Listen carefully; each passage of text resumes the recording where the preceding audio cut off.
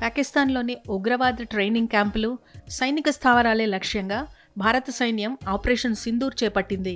అదే సమయంలో డ్రోన్లు, క్షిపణులతో భారత భూభాగాలపై పాక్ దాడులకు తెగబడింది. వీటిని మన సైన్యం ధీటుగా తిప్పికొడుతున్న వేళ భారత సైన్యానికి ఓ 10 ఏళ్ల బాలుడు సపోర్టుగా నిలిచాడు.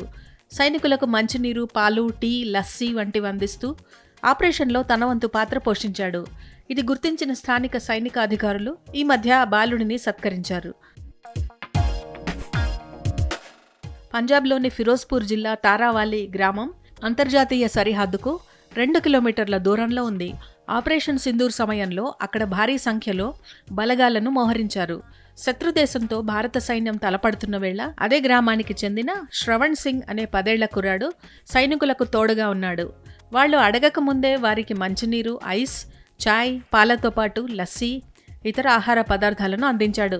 ఇది గమనించిన స్థానిక విభాగం commanding officer major general Ranjit Singh Manral ఆ బాలుడిపై ప్రశంసలు కురిపించారు. కుమారుడిని చూస్తుంటే గర్వంగా ఉందని, సైనికులు కూడా తన బిడ్డను ఇష్టపడుతుండటం ఎంతో సంతోషాన్ని కలిగిస్తోందని శ్రవణ్ తండ్రి అన్నారు.